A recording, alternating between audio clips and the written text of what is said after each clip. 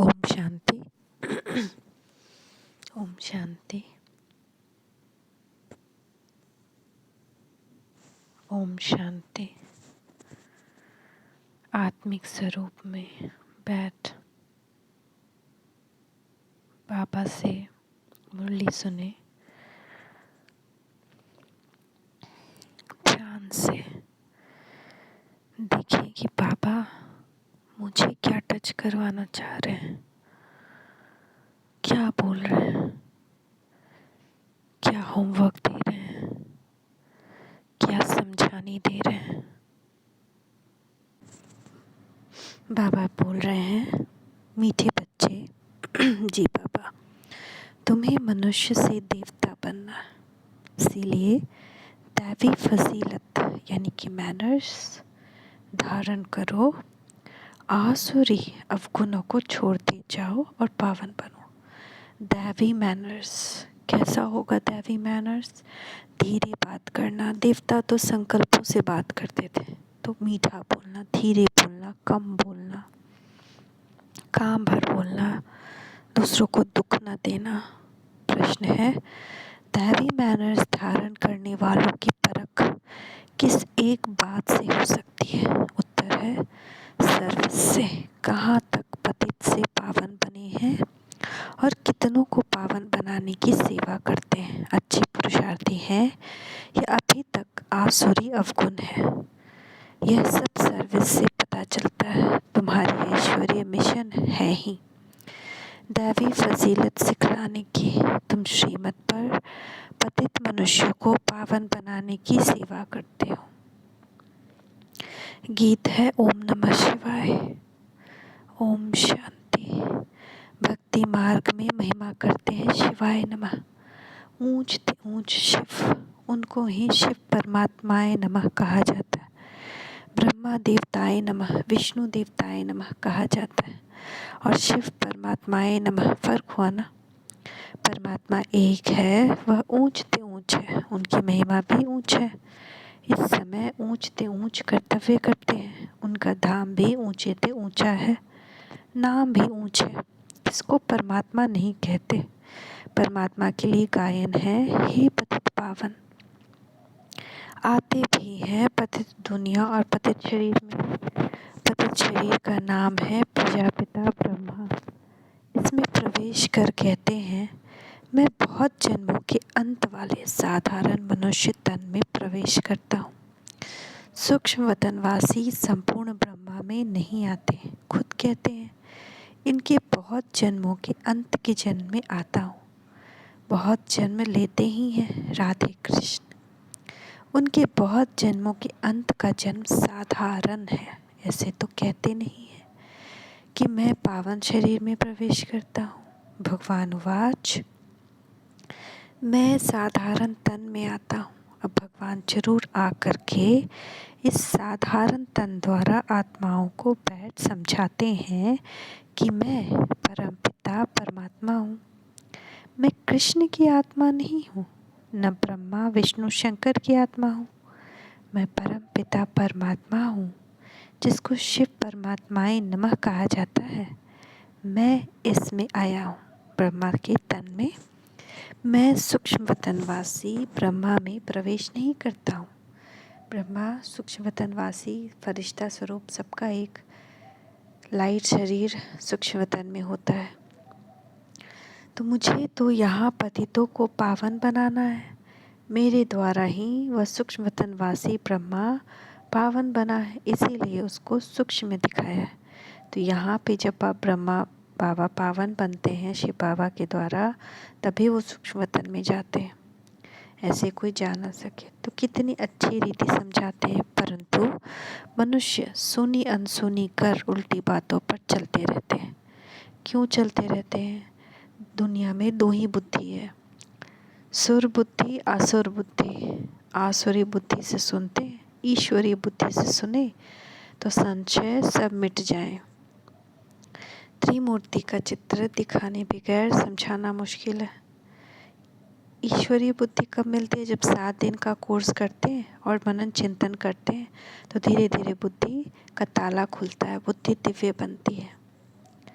उन्होंने त्रिमूर्ति नाम रख दिया है क्योंकि प्रजापिता शिव बाबा प्रजापिता ब्रह्मा द्वारा नई दुनिया की रचना रचते हैं।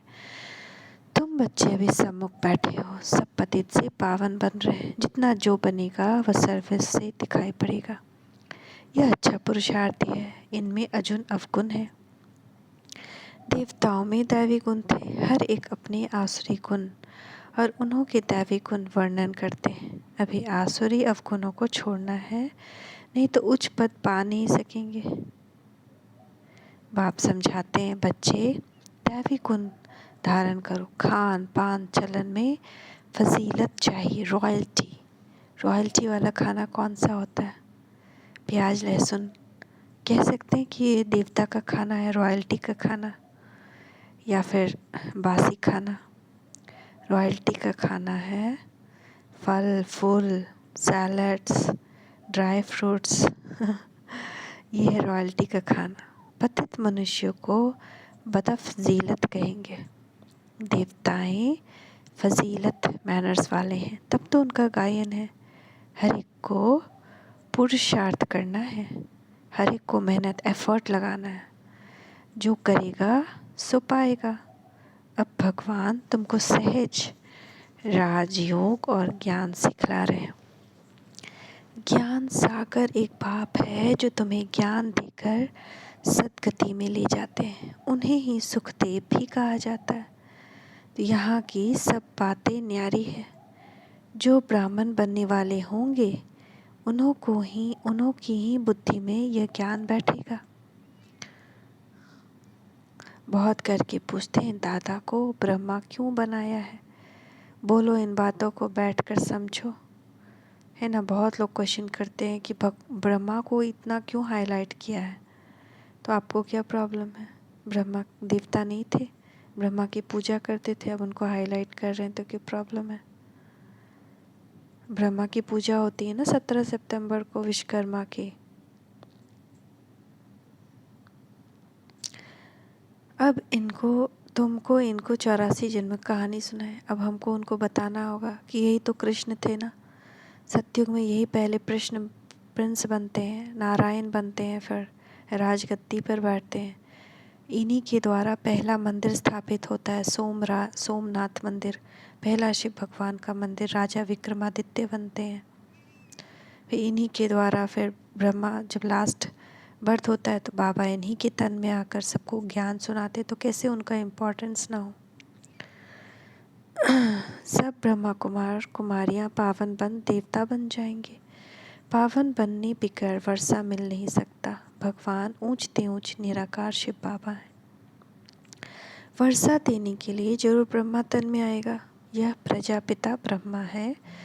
सूक्ष्म वतनवासी ब्रह्मा को प्रजापिता नहीं कहेंगे।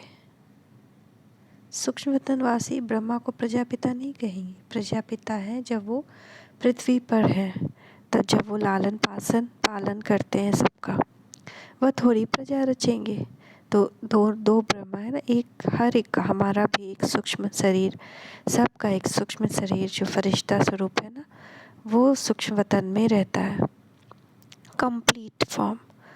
तो कभी एक बार क्या हुआ कि गुलजार दादी जब छोटी थी तो उनको भेजा गया सूक्ष्म वतन में जाकर संदेश लेकर आने। तो उन्होंने वहाँ पे ब्रह्मा बाबा का एकदम कंप्लीट फॉर्म देखा, बहुत सुंदर उज्जवल। वैसे ब्रह्मा बाबा धरती पे नहीं थे, धरती वाले उतने प्रकाशमान नहीं थे। तो उन्होंने आकर फिर ब्रह्मा बाबा को बताया। तो ब्रह्मा बाबा बार बार पूछते थे कि देखो तो अब मेरा रूप वैसा हुआ है, अब मेरा रूप वैसा हुआ है, क्योंकि हम जब वैसे बन जाएंगे तो फरिश्ता बन जाएंगे। तो वो जो सूक्ष्म वतन में उनका कंप्लीट फॉर्म था, वो ब्रह्मा ने सृष्टि रचते हैं, जो यहाँ पे एफर्ट करते हैं संपूर्ण बनने के लिए, जिनके तन में शिव भगवान आते हैं, वो सृष्टि रचते हैं शिव बाबा के द्वारा। उनके अंदर से शिव बाबा सब कुछ करवाते हैं। वहाँ थोड़ी प्रजा रचेंगे, तो सूक्ष्म वतन में थोड़ी प्रजा बनती है, वहाँ तो सब कंप्लीट होते हैं। हम ब्रह्मा कुमार कुमारियाँ साकार में हैं, तो प्रजापिता ब्रह्मा भी साकार में। यह राज आकर समझो, हम इस दादा को भगवान नहीं कहते, यह प्रजापिता है।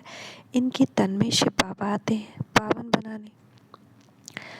यहाँ कोई पावन है नहीं। त्रिमूर्ति शिव के बदले त्रिमूर्ति ब्रह्मा कह दिया है, परंतु त्रिमूर्ति ब्रह्मा का कोई अर्थ नहीं है। ब्रह्मा को मनुष्यों का रचयिता भी कहते हैं, इसलिए प्रजापिता कहा जाता है। इसमें वह निराकार प्रवेश कर वर्षा देते हैं।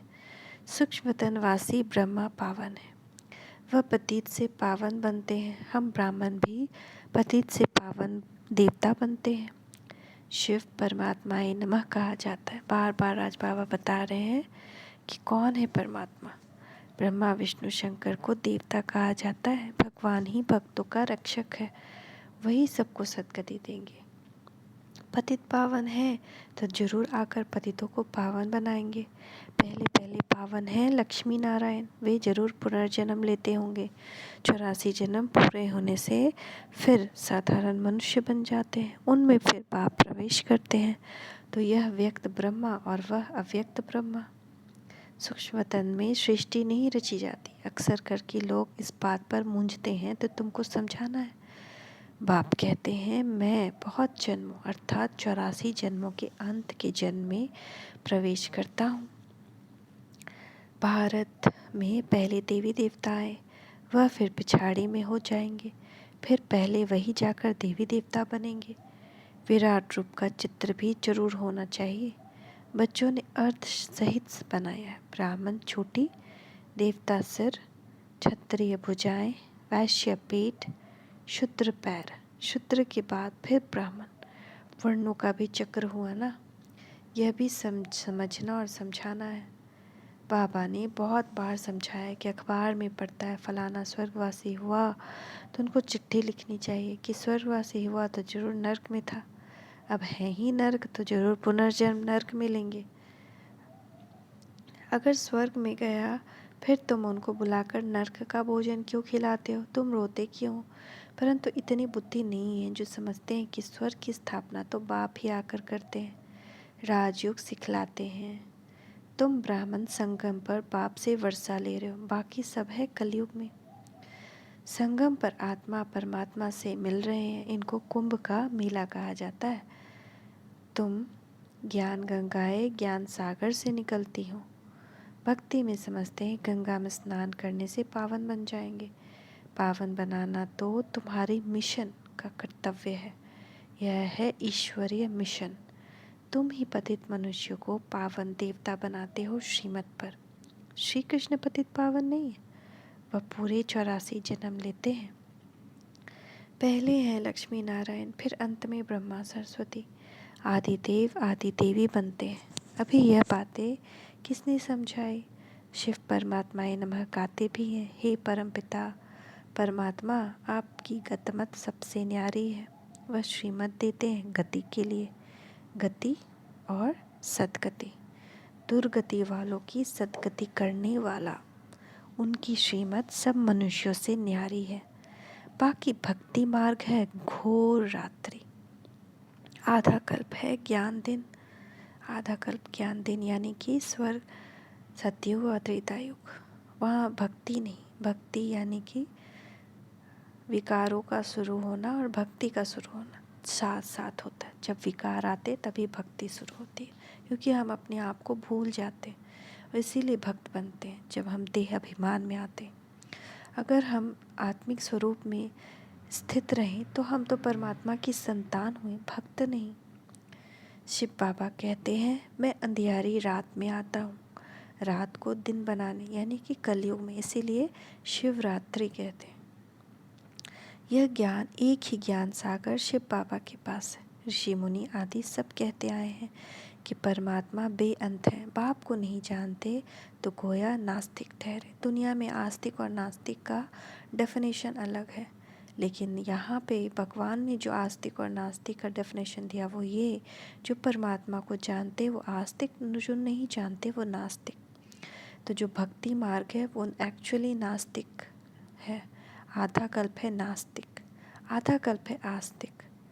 तुम अब बाप को, बाप की रचना के आदि मध्य अंत को जानते हो और कोई नहीं जानते, इसलिए कहा जाता है निधन के। अनेक धर्म अनेक मतें हो गई हैं। अब बाप कहते हैं इस पुरानी दुनिया का संन्यास करना है, याद करना है शांति धाम और सुख धाम को। जितना याद करेंगे उतना पद, उच्च पद पाएंगे। गृहस्थ व्यवहार में भल रहो, सिर्फ पवित्र बनो। धंधे भी गैर गृहस्थ कैसे चलेगा? सिर्फ पवित्र बनना है और बाप को याद करना है। बाप कहते हैं मैं सोनार भी हूँ। तुम्हारी आत्मा और शरीर दोनों ही पतित हैं, इसलिए तुम्हारी आत्मा जब पावन बने तब फिर शरीर भी पावन मिले। सच्चे सोने का जेवर भी ऐसा बनेगा ना। तो जब आत्मा सच्चा सोना हो जाएगी तो शरीर उसका जेवर है, तो उसका जेवर भी बिल्कुल शुद्ध होगा, उससे बनेगा। क्योंकि आत्मा जब शरीर में आती है तो वही तो एनर्जी देती है ना उस शरीर में, 5 तत्व में। जब 5 तत्व पवित्र होंगे, हम पवित्र होंगे यानी आत्मा, तो आत्मा जब शरीर में आती है तो चारों तरफ एनर्जी केंद्र फैलाती है। जब सोना सच्चा होगा तो उससे बनने वाला जेवर सच्चा होगा। तो जब आत्मा सोने जैसी प्योर हो जाएगी तो उससे उसकी एनर्जी जिस बॉडी में पड़ती है वो रोग मुक्त होगी, बिल्कुल स्वस्थ होगी, पावन होगी। अब तो आत्मा और शरीर दोनों ही आयरन एजेड है। फिर पावन बनाने की युक्ति बाप बताते हैं, इसलिए कहते हैं तुम्हारी गतमत श्रीमत सबसे न्यारी है। अभी तुम जानते हो यह सदगति का रास्ता कोई बतला नहीं सकते। गायन होता है तो ज़रूर कुछ करके गए हैं। भगवान का गायन है तो ज़रूर कुछ किए होंगे, तभी तो। अभी कलयुग है, फिर सतयुग होना है। संगम पर तुम बैठे हो। तुम ब्रह्मावंशी ब्राह्मण हो, कमल फूल सम पवित्र रहते हो। तुम्हारी माया के साथ युद्ध है। माया से ही कई फेल हो जाते। काम का घूसा जोर से लगता है। बाबा कहते हैं खबरदार रहो, अगर गिरा तो फिर किसी को कह नहीं सकेंगे कि काम महाशत्रु है। बाप कहते हैं फिर भी पुरुषार्थ करो। एक बार हराया, दूसरी बार हराया, अगर तीसरी बार हराया तो ख़त्म। तो 3 बार हराना है माया को, कहते हैं। अगर हार गए तो क्या हो जाएगा? पद भ्रष्ट हो जाएगा। प्रतिज्ञा की है तो उस पर पूरा रहना है। प्रतिज्ञा कर फिर पतित नहीं बनना चाहिए। परंतु सब तो प्रतिज्ञा पर कायम नहीं रहते, गिरते भी रहते हैं। कोई फिर बाप को छोड़ भी देते हैं, बहुत भागने वाले भी हैं। अंत में तुमको पूरा साक्षात्कार होगा कि कौन क्या बनेंगे। पुरुषार्थ पूरा करना चाहिए। जो दुख देते हैं वो दुखी होकर मरते हैं।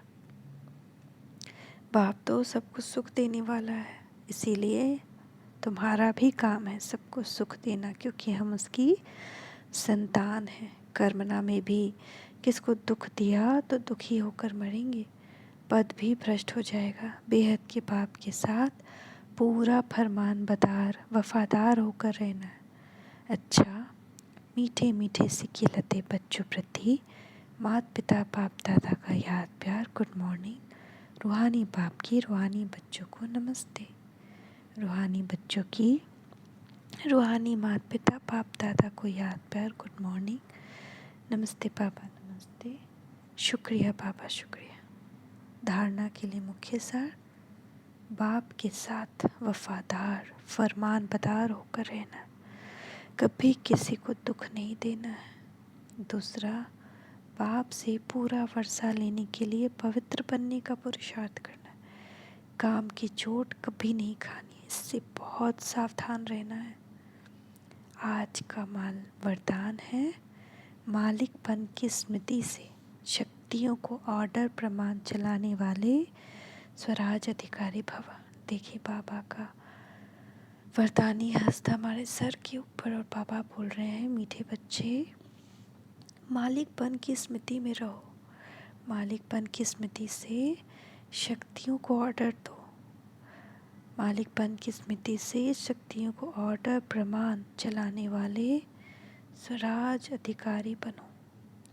बाप द्वारा जो भी शक्तियाँ मिली हैं उन सर्व शक्तियों को कार्य में लगाओ। समय पर शक्तियों को यूज़ करो। सिर्फ मालिकपन की स्मृति में रहकर फिर ऑर्डर करो तो शक्तियाँ आपका ऑर्डर मानेंगी। अगर कमज़ोर होकर ऑर्डर करेंगे तो नहीं मानेंगी। जैसे कोई सिचुएशन है जहाँ सहन शक्ति चाहिए, तो अगर हम कमज़ोर होंगे कि सहन शक्ति प्लीज़ भगवान भेज दो, नहीं, मैं मालिक हूँ, मैं मास्टर सर्वशक्तिमान आत्मा हूँ, इस स्थिति में सेट रहे। मैं तो परमात्मा की संतान हूँ, मास्टर गॉड मास्टर अलमाइटी हूँ। सहन शक्ति को अभी मैं यूज़ करूँगी। बाप दादा सभी बच्चों को मालिक बनाते हैं, कमज़ोर नहीं।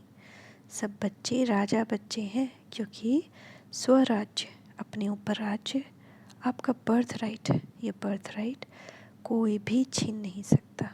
स्लोगन है, त्रिकालदर्शी स्थिति में स्थित रहकर हर कर्म करो तो सफलता मिलती रहेगी। कोई भी कर्म करने के पहले उसका पास्ट, उसका प्रेजेंट, उसका फ्यूचर दोनों देखना है और तब कर्म करना है तो निश्चय ही सफल होंगे। मातेश्वरी जी के अनमोल महावाक्य। ओम शांति। अब यह जो हम कहते हैं कि प्रभु हम बच्चों को उस पार ले चलो, उस पार का मतलब क्या है? लोग समझते हैं उस पार का मतलब है जन्म मरण के चक्र में न आना, अर्थात मुक्त हो जाना। अब यह तो हुआ मनुष्यों का कहना, परंतु वो कहता है, बच्चों सचमुच जहाँ सुख शांति है, दुख अशांति से दूर है, उनको कोई दुनिया नहीं कहते। जब मनुष्य सुख चाहते हैं तो भी इस जीवन में होना चाहिए। अब वो तो सतयुगी वैकुंठ देवताओं की दुनिया थी जहाँ सर्वदा सुखी जीवन था। उसी देवताओं को अमर कहते थे। अब अमर का भी कोई अर्थ नहीं है। ऐसे तो नहीं कि देवताओं की आयु इतनी बड़ी थी जो कभी मरते नहीं थे। अब यह कहना उन्हों का रॉन्ग है, क्योंकि ऐसे है नहीं। उनकी आयु कोई सतयुग त्रेता तक नहीं चलती, परंतु देवी देवताओं के जन्म सतयुग त्रेता में बहुत हुए हैं। 21 जन्म तो उन्होंने अच्छा राज्य चलाया, और फिर 63 जन्म द्वापर से कलयुग के अंत तक टोटल उन्होंने जन्म चढ़ती वाले 21 हुए और उतरती कला वाले 63 हुए। टोटल मनुष्य 84 जन्म लेते हैं। बाकी ये जो मनुष्य समझते हैं कि मनुष्य 84 लाख योनियाँ भोगते हैं, यह कहना भूल है। अगर मनुष्य अपनी योनि में सुख दुख दोनों पार्ट भोग सकते हैं तो फिर जानवर योनि में भोगने की ज़रूरत ही क्या है? अब मनुष्य को यह नॉलेज ही नहीं, मनुष्य तो 84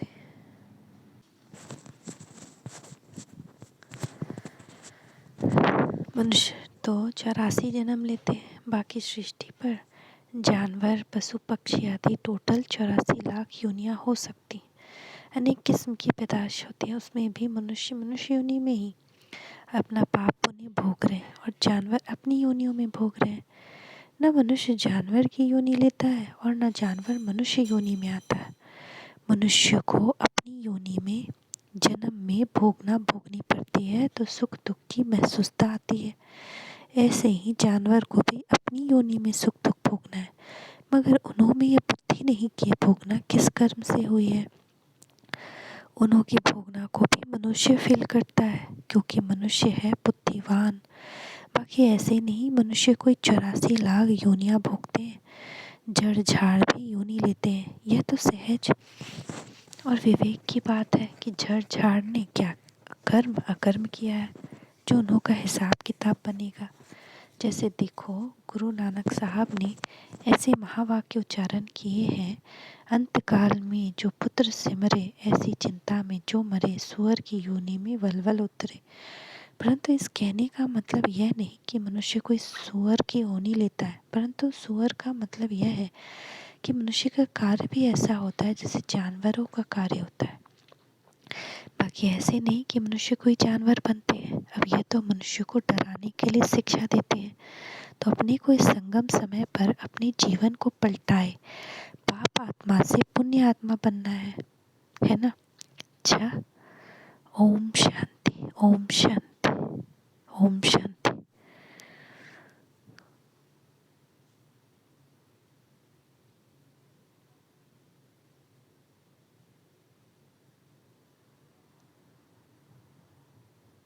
बहुत सुंदर पोयम है यहाँ पे।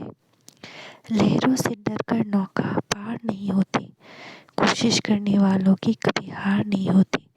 एक नन्ही सी चींटी जब दाना लेकर चलती है, चढ़ती दीवारों पर 100 बार फिसलती है। मन का विश्वास, रगों में साहस बढ़ता है, चढ़कर गिरना गिरकर चढ़ना न खटता है। मेहनत आखिर उसकी बेकार नहीं होती, कोशिश करने वालों की कभी हार नहीं होती। डुबकिया सिंधु में गोताखोर लगाता है, जा जाकर खाली हाथ लौट कर आता है। मिलते नहीं सहज ही सच्चे मोती गहरे पानी में, बढ़ता दुगना सा उत्साह इसी हैरानी में। मुट्ठी उसकी खाली हर बार नहीं होती, कोशिश करने वालों की कभी हार नहीं होती। असफलता एक चुनौती है, उसे स्वीकार करो। क्या कमी रह गई उसे देखो और सुधार करो। जब तक न सफल हो नींद चैन को त्यागो तुम, संघर्ष का मैदान छोड़ मत भागो तुम। कुछ किए बिना ही जय जयकार नहीं होती, कोशिश करने वालों की कभी हार नहीं होती, कोशिश करने वालों की कभी हार नहीं होती। वाह, ओम शांति।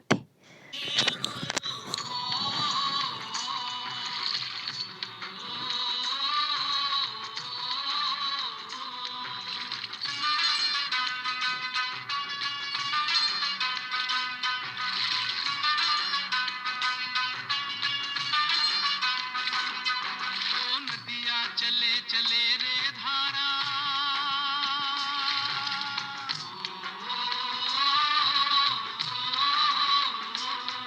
ओ नदियाँ चले चले रे धारा, चंदा चले चले रे तारा। तुझको चलना होगा, तुझको चलना होगा, तुझको चलना होगा, तुझको चलना होगा।